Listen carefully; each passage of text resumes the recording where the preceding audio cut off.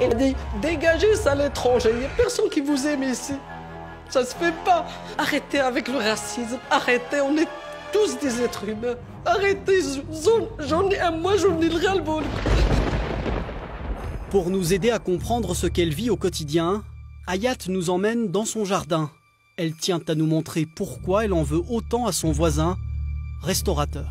En 2010, elle a agrandi la cuisine. Les escaliers étaient de l'autre côté. Elle a mis les escaliers par là. On a demandé qu'il met seulement 1,80 m pour qu'on ait notre intimité quand même. Rien du tout.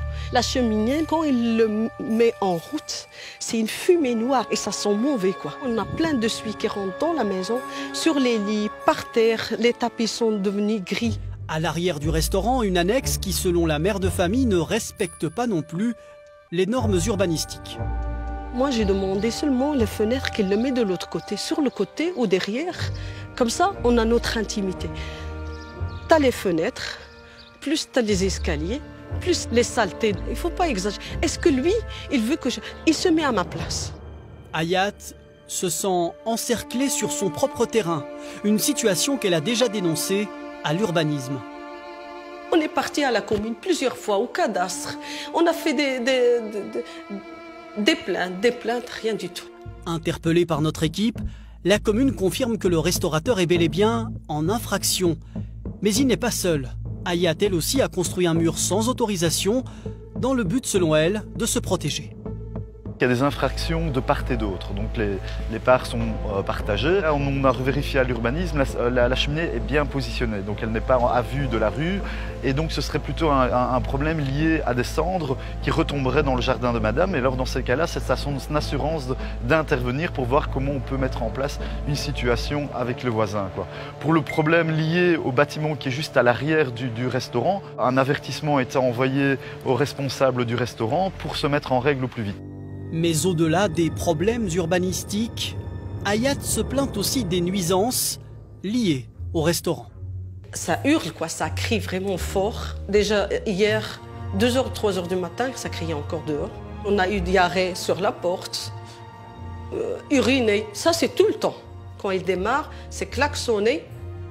Ils se font la bise et après klaxonner exprès. Mais le pire pour la mère de famille, c'est le jour où elle a découvert une croix gammée sur sa voiture. Moi j'en ai marre. Ça fait des années que j'habite ici.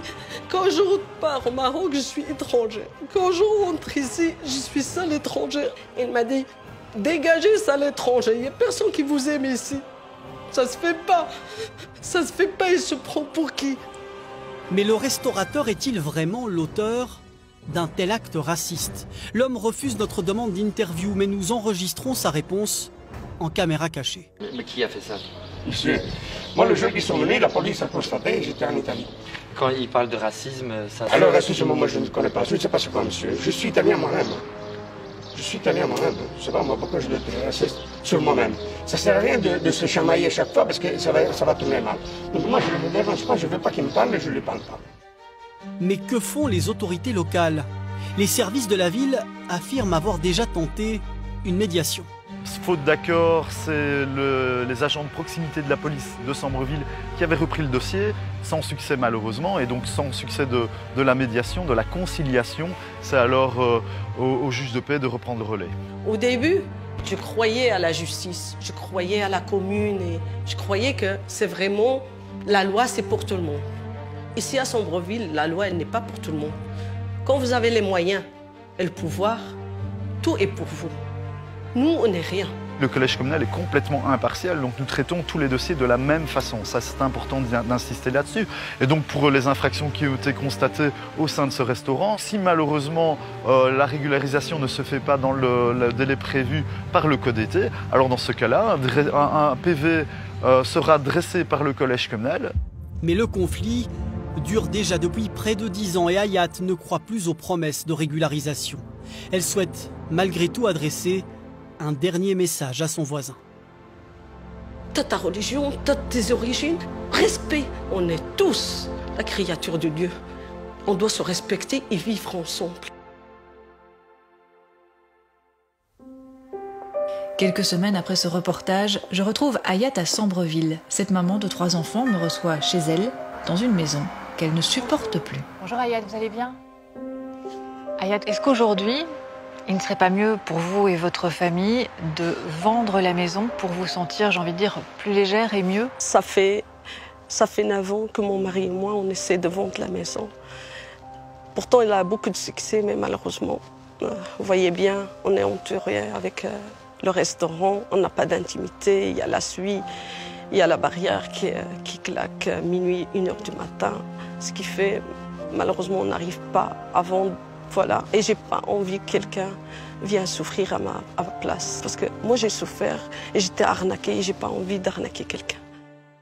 Hayat a le sentiment d'être prise au piège, tant par son voisin qu'elle décrit comme un manipulateur que par la commune qui, selon elle, n'aurait jamais rien fait pour l'aider. Hayat, est-ce qu'aujourd'hui, vous avez l'impression que la police et le bourgmestre ne vous prennent pas au sérieux? Ça, c'est sûr. On a toqué toutes les portes. Il n'y a personne qui nous écoute. On est vraiment coincés ici. Moi, j'ai habité à Val-la-Neuve, j'ai habité à Oulart.